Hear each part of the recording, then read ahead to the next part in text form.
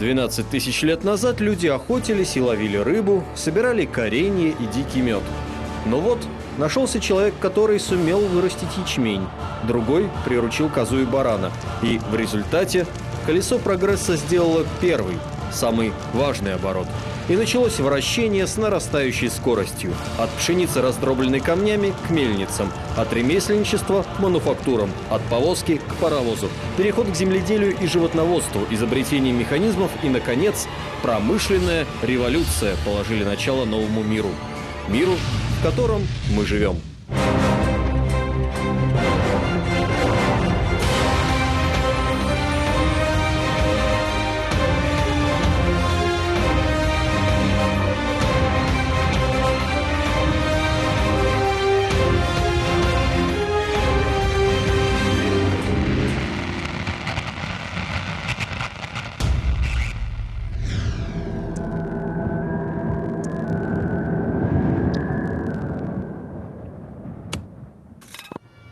Никто не может назвать имен первых, самых главных изобретателей в истории человечества.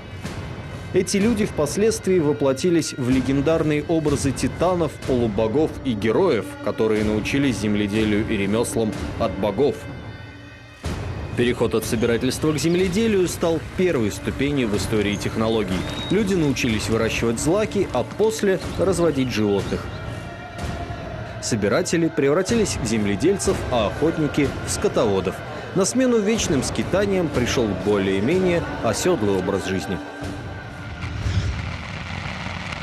Ничего величественнее перехода от первобытного стада, скажем так, к обществу, которое пашет, которое доит корову и так далее, нету ничего. Потому что именно это и стало главным для человечества. Изобретение той эпохи, ну, опять же, перед ним неолит и чуть позже, да, гончарный круг, колесо, да, и так далее.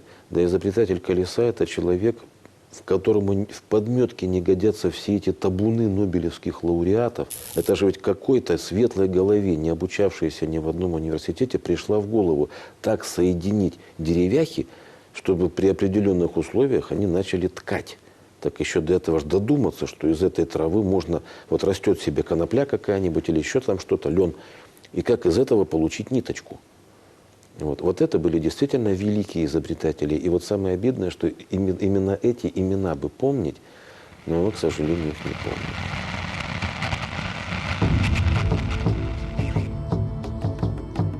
Первыми инженерами были мельники. Сначала люди дробили муку на камнях, затем изобрели ручной жорнов. Два камня, плотно подогнанных друг к другу, крутили с помощью деревянной ручки. Перетертая мука высыпалась через желобок. Она была темной, ее было трудно хранить. Хлеб получался тяжелым. Мельники начали использовать силу воды. С использованием водяного колеса и началось применение техники в средневековой Европе. Оно упоминается почти во всех письменных свидетельствах VI и VII веков. Видимо, новинка потрясла воображение летописцев. Чуть позже был придуман ветряк. Тот же принцип. Стихия вращает колесо, а колесо, в свою очередь, двигает тяжелые жернова. Перемещение грузов с помощью подъемников, деревянная колея для тележек с рудой, молоты, движимые силой воды и прочие механизмы уже были изобретены, но их не применяли. Рабочих рук хватало, и никто не хотел связываться с непонятными устройствами. Эпидемия чумы изменила положение вещей. Черная смерть пришла в Европу в середине XIV века и стала самой значимой пандемией в истории человечества. В разных странах ей было уничтожено от половины населения до трети и 1/5. Причем жертвы эпидемии стали в основном мужчины. Женщины выживали чаще. Демографическая катастрофа привела к серьезным социальным последствиям. Колоссальная убыль мужских рук рабочих должна была быть чем-то восполнена. Поначалу монархи европейские начали вводить рабочее законодательство. Суть этих законодательств была такая: бери больше, кидай дальше. Работай за себя и за того парня. Но зарплату получай такую, которая была до чумы. В конечном итоге включили НТР, тогдашние, XIV века. То есть начинается массовое применение каких-то механизмов, водных, воздушных, изобретаются какие-то новые механизмы, которые могут заменить труд человека. То есть это довольно далеко двинуло вперед европейскую технику. В Китае еще в начале тысячелетия был изобретен порох, однако он не получил широкого применения, не пошел в производство, и в результате первооткрыватели пороха использовали его всего лишь как придворную игрушку, начинку для императорских фейерверков. Таким образом, движение прогресса определяли не только сделанные открытия, но и развитие производства. Основными производителями в средневековой Европе были городские ремесленники, которые, в свою очередь, объединялись в союзы. Их называли по-разному – гильдии, товарищества, братства, общины, компании. Но самым распространенным было название «цех». Именно цеховщики поставляли товар на городские рынки. Цех был своеобразной корпорацией, которая жестко боролась с конкурентами. В город постоянно прибывали крестьяне и деревенские ремесленники, которые предлагали свой товар. Таких самостоятельных мастеров называли еще кустарями или портачами. Цеховики имели негласное право изгонять конкурентов из города. Горожане мирились с таким монополизмом, так как цех хоть и спрашивал красную цену, зато давал твердую гарантию на свои товары. Внутри своего цеха свирепейшие абсолютно требования к качеству. Мастер, который использовал некачественное сырье для производства товара, вот, гнилую доску, предположим, да, там, или там, для обуви гнилую кожу, вот, или который нарушал технологический цикл, он обычно с позором изгонялся из цеха. То есть на куче его брака, произведенного, значит, прилюдно, вот, его ставили на эту кучу, и после этого зачитывали распоряжение о том, что он больше никто. Устав цеха льноткачей Таллинштейна и Румбурга. Пункт 16. На 24 хозяина разного рода приходится один производитель полотна. Пункт 18. Работа с простыми грубыми нитками должна выполняться за 6 недель. Тонкие же нитки должны обрабатываться за 8 недель. Пункт 27. Запрещено любому жителю этого городка закупать узкое льняное полотно вне цеха и белить его или что-либо другое с ним делать. Город, по сути, представлял собой квинтэссенцию цехов. Именно главные мастера вместе с местной аристократией составляли бургомистрат – городское самоуправление. Каждый мастер имел несколько подмастерий и учеников. Ученики, как правило, еще мальчики, платили за свое обучение или же исполняли грязную, паденную работу. Подмастерья же были высококвалифицированными работниками и сами получали деньги. Каждый из них мечтал стать мастером. Обычно, чтобы добиться этого звания, уходило больше половины жизни.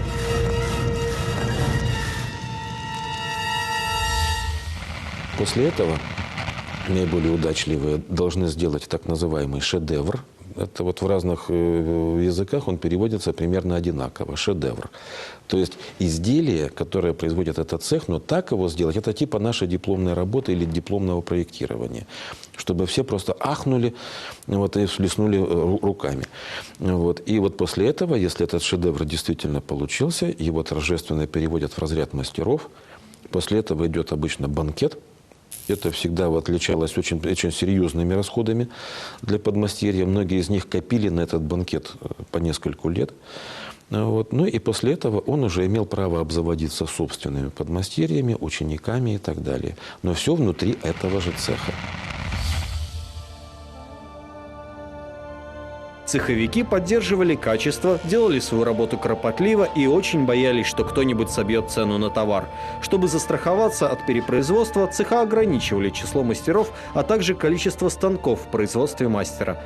Также он устанавливал твердую цену на свою продукцию, и никто из мастеров не имел права производить больше или продавать дешевле установленной планки.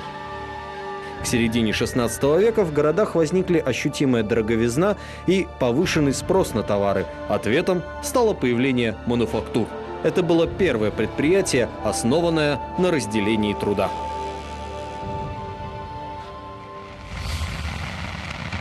Если раньше тот же туфель начинался от каблука и кончаясь носком, делался одним и тем же человеком, то теперь кто-то делает колодку, кто-то натягивает на эту колодку кожу, третий прибивает каблук, четвертый то-то.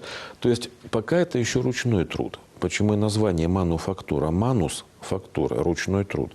Но этот труд уже, по крайней мере, специализирован. Это своего рода конвейер, только пока еще в таком ручном варианте. Я сделал свое, передал, свое, передал, свое, передал.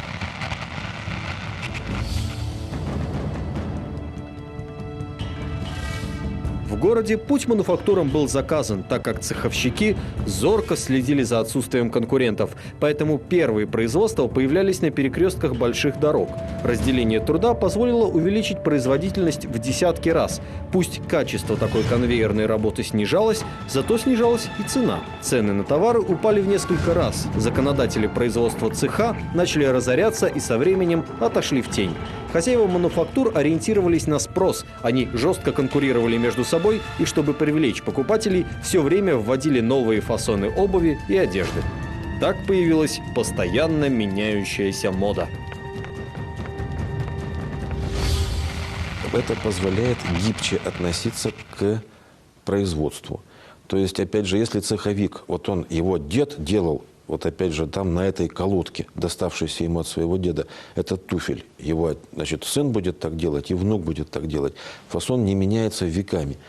Вот, то мануфактурщик, он же как муравьед с длинным гибким хоботом в поисках муравья, будет искать, ага, теперь это интересно, дай-ка я вот эту модельку сделаю. Это совсем по-другому ставит отношения даже внутри людей, вот, внутри людского сообщества, потому что теперь как бы бурно развивающееся производство, оно уже начинает диктовать человеку необходимость постоянно менять вкус. То есть, если мы видим в средние века, например, да, то один и тот же фасон какой-то носится десятилетиями, то начиная века с 18-го, значит, 17-го, 18-го, мы видим, что мода идет по нарастающей и с большим ускорением.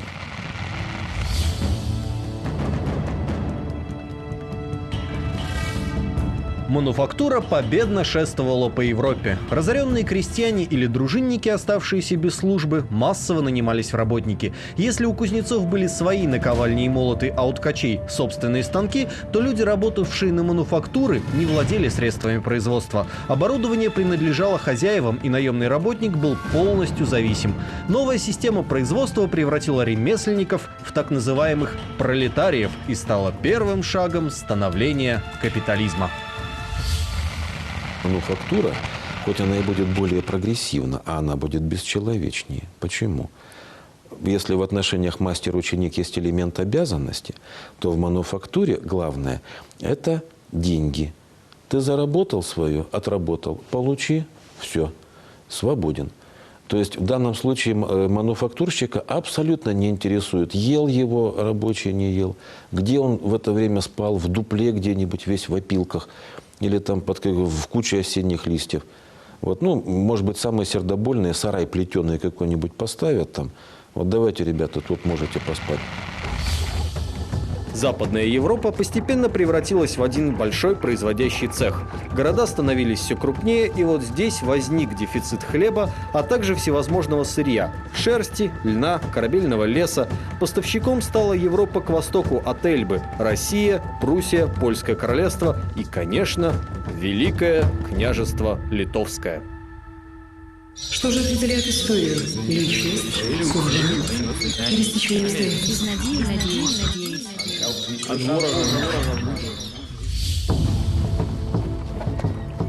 Гости – так звали заморских купцов, а галоўныя гандлёвыя дарогі, па якіх госці прыязджалі, называлі гасцінцамі.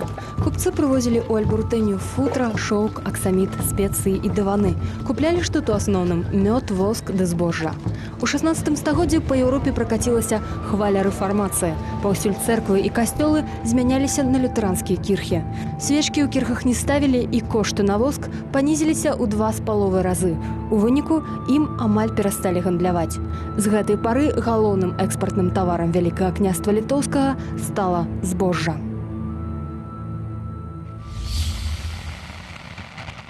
Гэта сыграла вельмі важную ролю не толькі для гісторыі Беларусі, але для гісторыі ўсходняй Еўропы цалкам. бо попыт на збожжа ён падганяе развіццё сельскай гаспадаркі. І менавіта таму быў зроблены выбар на карысць аграрнага шляху развіцця. І такім чынам Беларусь на некалькі стагоддзяў ператварылася ў жытніцу для заходняй Еўропы. А для беларускай шляхты продаж хлеба на захад стаў крыніцай гарантаванага стабільнага даходу.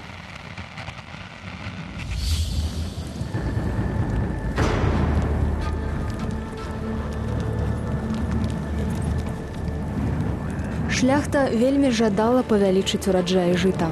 У краіне былі вялікія тэрыторыі, якія не апрацоўваліся, і адказ быў відавочны – даць сялянам пабольш зямлі і запатрабаваць за яе вялікія падаткі. Так з'явілася устава на Валоке, што была распрацавана Мікалаем Радзівілам Чорным.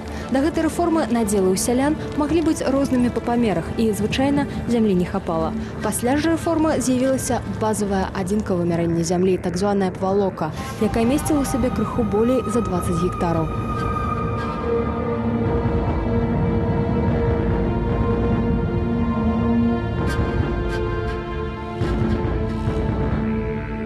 Цяпер сяляне маглі атрымаць якія заўгодна надзелы, аднак чым больш валок, тым большыя павіннасці даводзілася аддаваць і адпрацоўваць.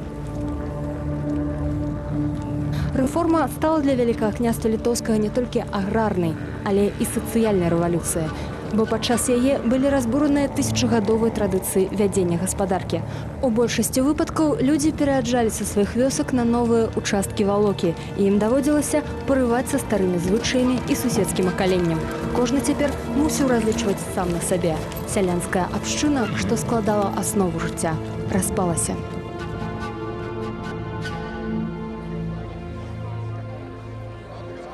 Ліквідацыя сялянскай абшчыны стала штуршком для развіцця разнастайнай вытворчасці.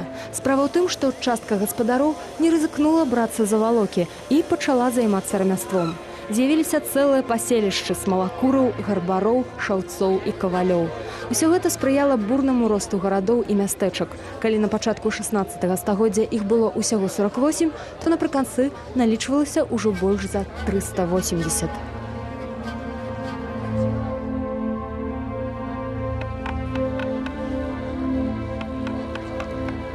Валочная памера прынесла свой плён. У Вялікім княстве з'явіўся лішак збожжа і жытныя рэкі пацяклі за мяжу.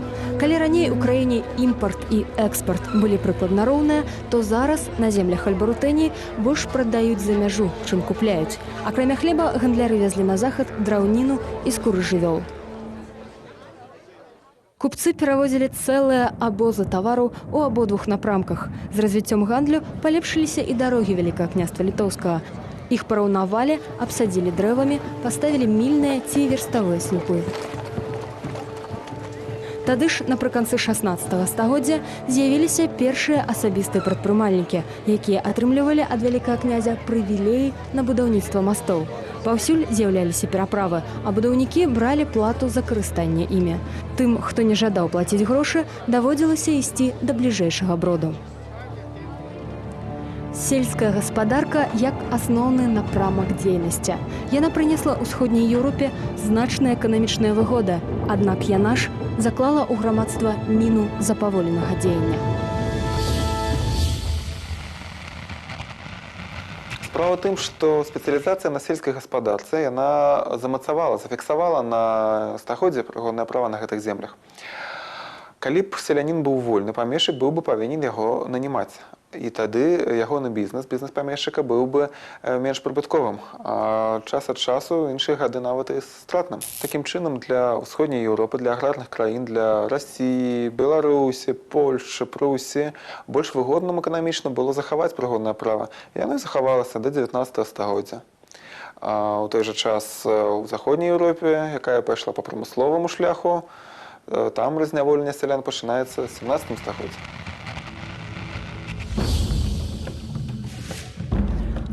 Прыгоннае права глыбока пусціла карані ва ўсходняй Еўропе, і гэта замарудзіла прыход сюды высокіх тэхналогій. Ніхто не давяраў прыгонным складанай тэхнікі, справядліва асцерагаючыся, што узлаваны селянін яе проста паламае. Тым часам на захадзе наспела прамысловая рэвалюцыя. У другой палове 18 стагоддзя была вынайдзена эфектыўная паравая машына, што замяніла сабой вадзяныя колы. Ваўняныя, баваўняныя фабрыкі, вугальныя шахты, металургічныя заводы забяспечваліся механізмамі, што маглі працаваць амаль без удзелу чалавека. Паравую машыну ўжылі і ў сельскай гаспадарцы. Да трактароў было яшчэ далёка, але з'явіліся веялкі і малатарні. На той час тэрыторыя Беларусі ўжо ўвайшла ў склад расійскай імперыі. Памешчыкаў не надта цікавілі дасягненні прагрэсу, бо ўсё адно працоўная сіла была бясплатнай, таму ніхто не жадаў звязвацца з дарагімі механізмамі. Сяляне працягвалі сеяць збожжа ўручную, малаціць яго цапамі і чысціць зерне праз сіты.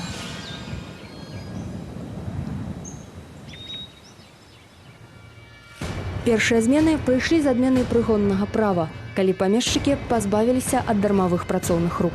Буйны землеўладальнікі былі змушаны набываць больш дасканалы сельскагаспадарчы інвентар наўзамен ранейшага сялянскага.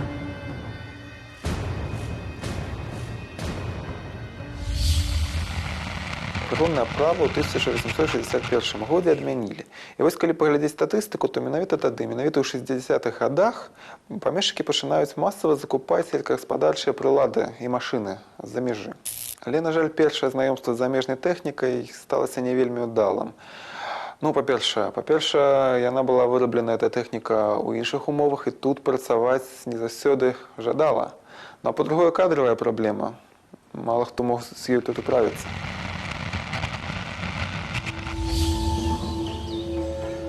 У 80-е гады 19-го стагоддзя адбылося рэзкае падзенне коштаў на збожжа. Калі ў 1881 годзе пуд хлеба каштаваў больш рубля, то праз 6 гадоў за яго плацілі ўсяго 59 капеек. Гэты час і стаў пачаткам сапраўднай прамысловай рэвалюцыі на тэрыторыі Беларусі. Каб не прадаваць сыравіну за бесцань, яе пачынаюць перапрацоўваць на месцы, а потым гандляваць ужо гатовым прадуктам. У выніку ў Беларусі ў вялікай колькасці з'явіліся бровары, дзе збожжа і бульба перапрацоўваліся ў спірт. На Беларусі таксама распаўсюдзіліся прадпрыемствы па апрацоўцы скуры, па вытворчасці са шкла, кансервы. З'явілася велізарная колькасць тавараў, якія атрымліваюцца шляхам перапрацоўкі дрэва. Ну, што гэта? Гэта будаўнічыя матэрыялы, гэта запалкі. Запалкамі беларускімі ўжо тады чыркала значная частка Еўропы. Папера, Добружская папяровая фабрыка, напрыклад, заснавана менавіта ў канцы 19 стагоддзя. Большасць беларускіх прадпрыемстваў 19 стагоддзя былі нешматлюднымі і знаходзіліся ў невялічкіх мястэчках, там, дзе некалі зараджаліся памешчыцкія мануфактуры. Нават большасць менскіх прадпрыемстваў мела ўсяго па некалькі дзесяткаў працаўнікоў. Напрыканцы 19 стагоддзя кожны чацвёрты прамысловец Беларусі быў чыгуначнікам. Увогуле, вынаходніцтва паравоза стала самым яскравым дасягненнем новага часу. Самаходная калясніца, пра якую даўно марылі навукоўцы, выглядала як жалезная агнядышная пачвара. Еўрапейская прэса пачатку 19 стагоддзя. Чыгункі перашкодзяць каровам пасвіцца, куры перастануць несці яйкі, атрушанае дымам паветра будзе забіваць птушак, што прылятаюць. Хаты каля дарогі пагараць, у выпадку выбуху паравоза будуць разарваныя на кавалкі ўсе пасажыры. Баварская галоўная медыцынская камісія папярэджвала, з-за хуткага руху у людзей могуць развіцца хваробы мозгу. Аднак людзі ўсё ж рызыкавалі і чыгуначныя пуці пачалі з'яўляцца па ўсёй Еўропе. У самым пачатку ў Расіі чыгунку звалі жалезянкай, а паравоз апісвалі як хадун-самавар. 15 лютага 1851 года быў выдадзены імператарскі указ аб будаўніцтве чыгуначнай лініі Пецярбург-Варшава. Паравозы дужа ўражвалі людзей, звыклых да коней. Першым часам пасажыры казалі, што цягнікі ўвесь час ідуць галопам. На самым пачатку англічане таксама ладзілі змаганні ў беге паміж паравозамі і канямі. Аднак хутка усім стала зразумела, жывая сіла прайграла рухавікам канчаткова і беспаваротна. Прыйшоў пачатак новай індустрыяльнай эры. Рэзкі рост гарадоў, павышэнне прадукцыйнасці працы і эканамічны ўздым. Яны ператварылі аграрнае грамадства ў сучасную гарадскую цывілізацыю. Механізмы сталі выконваць большасць працы, і людзям заставалася толькі кіраваць машынамі. Прамысловая рэвалюцыя стварыла глебу для наступных адкрыццяў: кінематограф і дзяленне атама, радыё і рэактыўны рухавік, інтэрнэт і палёты ў космас, паслядоўны ланцуг падзей, дзякуючы якім і з'явіўся свет, у якім мы жывем.